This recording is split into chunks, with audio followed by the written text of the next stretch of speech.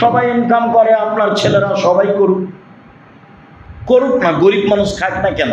কেন আপনার ভিতরে এত সংকীর্ণতা আসলো যে তাহলে তো যা গ্রামে যারা গরিব আছে ওদেরই গোস্ত বেশি হয়ে গেল, হোক না কেন? এইটাতে আপনি ছোট দিকে আসছেন কেন?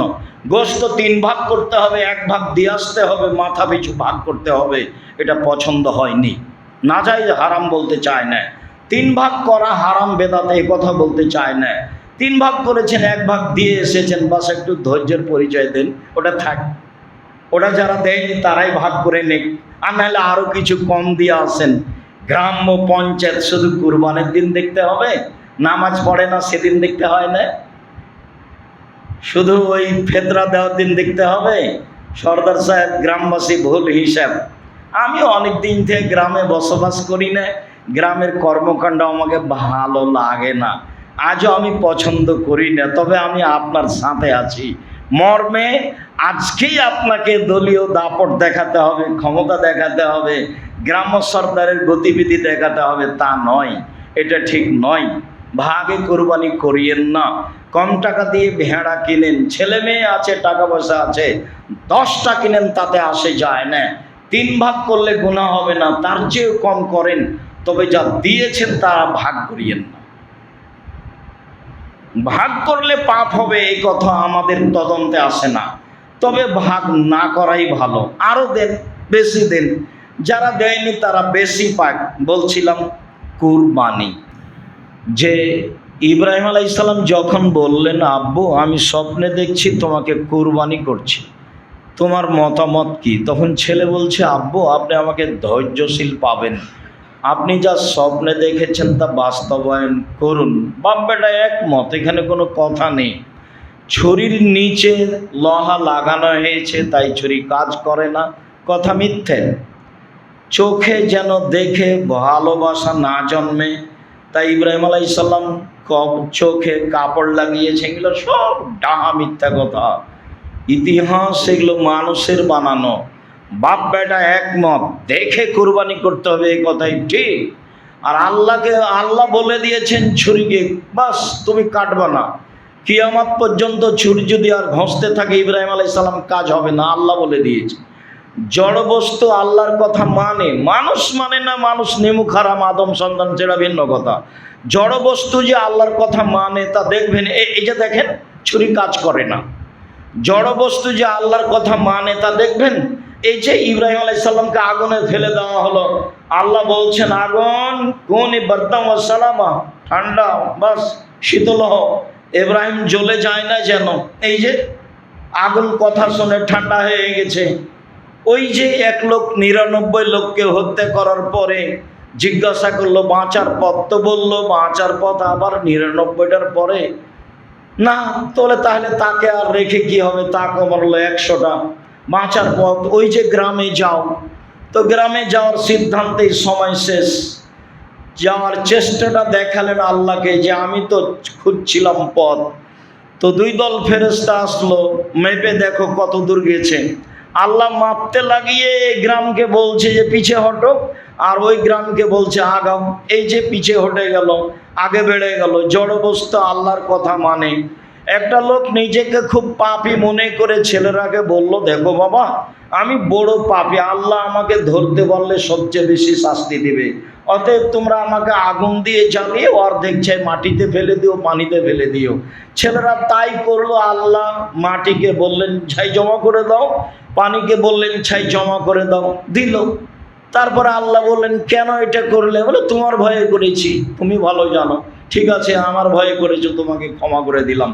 সব বুখারী মুসলিমের হাদিস। দেখেন জড়বস্তু আল্লাহর কথা মানে, ছুরির নিচে লোহা লাগাতে হবে কেন? আল্লাহ বলে দিয়েছেন কাটবো না, বাস। এতে জড়বস্তু আল্লাহর কথা মানে। আদম সন্তান নিমুখ হারাম, মারামারি করে, হইচই করে, কেসকামার করে, দাঙ্গামা হাঙ্গামা করে, শয়তানি করে, জুয়াচুরি করে, দাগাবাজি করে, রাহাজানি করে, অন্যায় করে, অবিচার করে, জমি দখল করে, ক্ষমতা দেখায়, দলীয় দাপট দেখায়, এটাই তার জীবন। উল্টে পড়ে যাবে, জাহান্নামে যাবে, এই তো তার জীবন। সে তো বুঝতে পারছে না যে মরা কতটুকু, বেঁচে থাকা কতটুকু। পশু প্রাণীর মতো থাই খায়, হাগে, এটাই তার জীবন। অন্যায় করে, অবিচার করে, এটাই তার জীবন। সম্মানিত দিনী ভাই বোন, আমাদের কুরবানি ইব্রাহিম আলাইহিস সালামের কুরবানি। রাসূল সাল্লাল্লাহু আলাইহি ওয়াসাল্লাম বললেন, মান কানা লাহু সাওয়ালা মিজাহি ফালা ইয়াকরাবান্না মুসাল্লানা। যার টাকা পয়সা আছে সে যদি কুরবানি না করে তাহলে সে যেন আমার ঈদের মাঠে না আসে। মনে হচ্ছে যে কুরবানি জরুরি, জি না।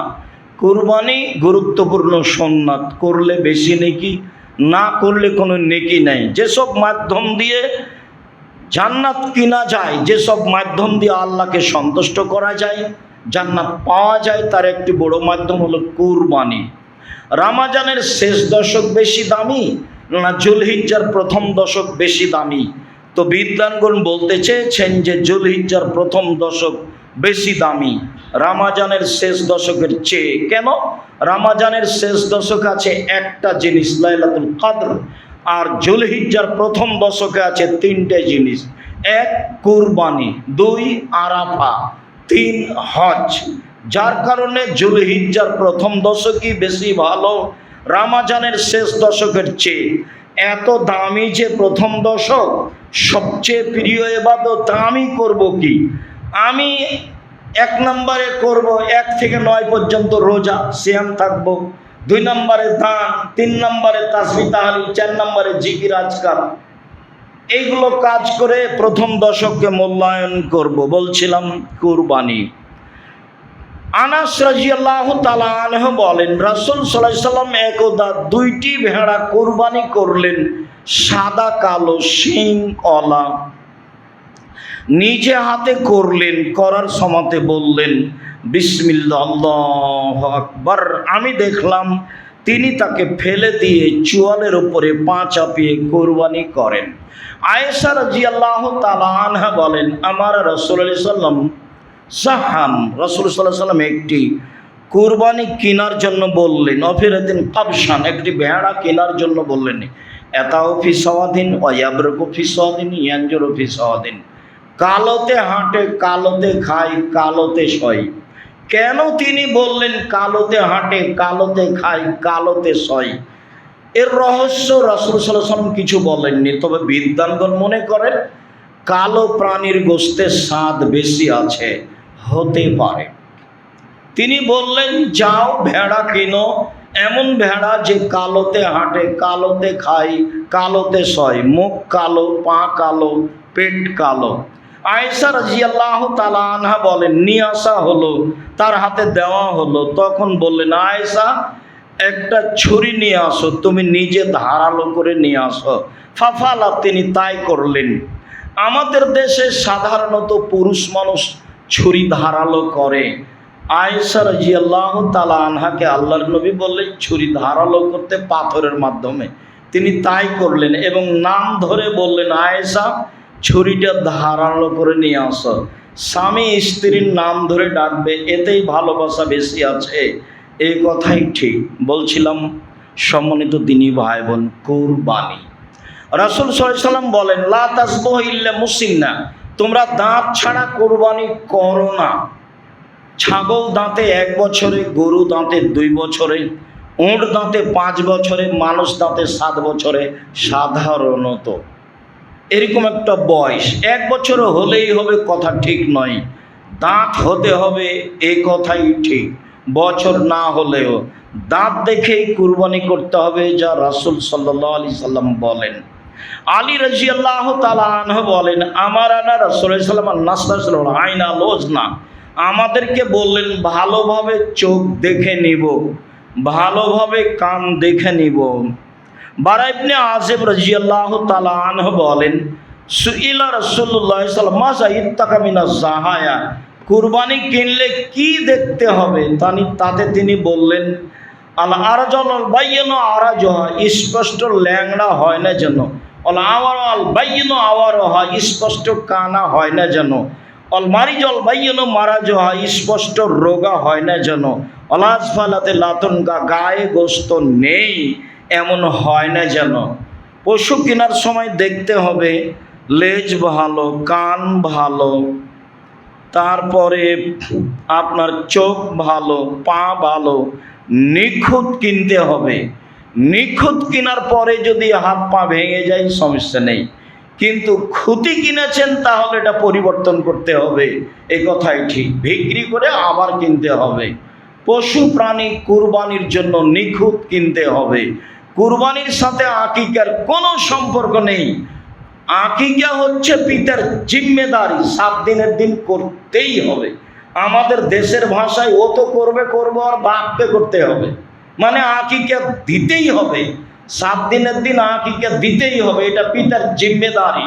14 দিনে চলে না, 21 দিনে চলে না, জীবনে একদিন চলে না।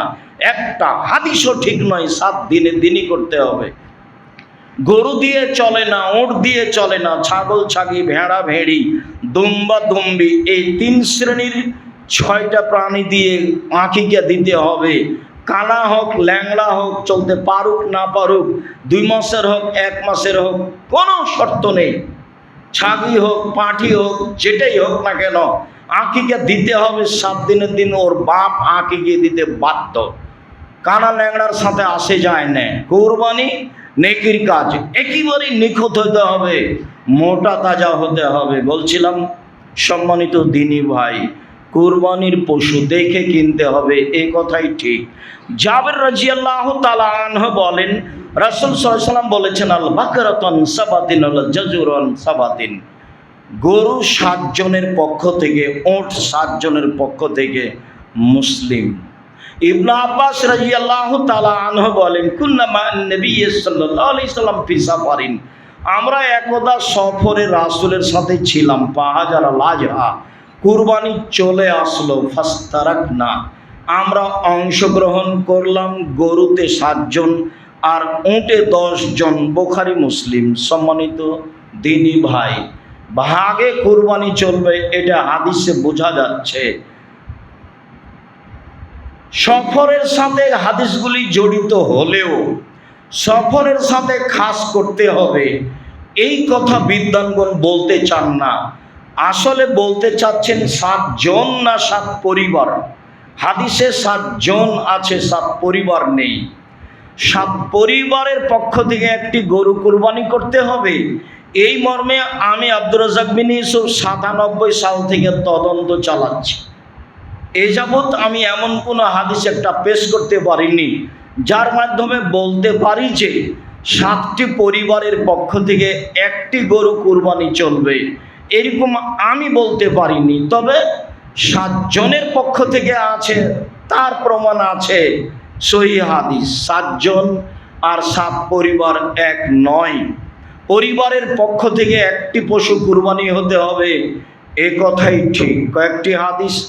আয়েশা রাদিয়াল্লাহু তাআলা আনহা বলেন, নাহারা রাসূলুল্লাহ সাল্লাল্লাহু আলাইহি সাল্লাম মিন আলে মুহাম্মদ বাকারাতান ওয়াহিদা ফি হজ্জাতিল বিদা, রাসূল সাল্লাল্লাহু আলাইহি সাল্লাম বিদায় হজে তার পরিবারের পক্ষ থেকে একটি গরু কুরবানি করেছিলেন। বুখারী মুসলিম। আবু হুরায়রা রাদিয়াল্লাহু তাআলা আনহু বলেন, রাসূল সাল্লাল্লাহু আলাইহি সাল্লাম তার এবং তার আল্লাহু আকবার, এরপরে তিনি জবে করলেন। বুখারী মুসলিম 2, 3। রাসূল সাল্লাল্লাহু আলাইহি সাল্লাম বিদায় হজের লম্বা ভাষণে বললেন, মেখলা বিবি সুলাইম বলেন, কুল্লামা রাসূলুল্লাহ সাল্লাম বিআরাফা, আমরা রাসূলের সাথে আরাফায় ছিলাম। তিনি বক্তব্যের এক পর্যায়ে বলেন, ইয়া আইয়ুহান নাস, হে পৃথিবীর জনগণ, ইন্না লিকুল্লি আহলি বাইতিন উযিয়া ফি কুল্লি আম, প্রত্যেক বছর একটা পরিবারের পক্ষ থেকে অন্তত একটা কুরবানি হতে হবে। পৃথিবীর জনগণ শুনে রেখো, প্রত্যেক পরিবারের পক্ষ থেকে অন্তত একটি কুরবানি হতে হবে। আতা রাদিয়াল্লাহু তাআলা আনহু বলেন, আমরা আবু আইয়ুব আনসারীকে জিজ্ঞাসা করলাম, কাইফা কানাতিজ যাহায়া ফি আহদি রাসূলিল্লাহ সাল্লাল্লাহু আলাইহি ওয়াসাল্লাম, রাসূলের যুগে কুরবানি কেমন ছিল? তিনি বললেন, ও রাজুল ইজাহি আশাতা আও বিশাতা আনহু আনা আহলি বাইতিহি, একজন ব্যক্তি একটা ছাগল জবে করতেন তার পক্ষ থেকে, তার পরিবারের পক্ষ থেকে। ইয়াকুলুনা ইয়াতঈমুনা, তারা খেত এবং খাওয়াতো। তিরমিজি হাদিস সহিহ। সম্মানিত দিনী ভাই, আমরা বলছিলাম একটা পরিবারের পক্ষ থেকে একটা কুরবানি হতে হবে। অন্তত 100টা জবে করেন, কুরবানি হওয়া ভালো, একাধিক করেন।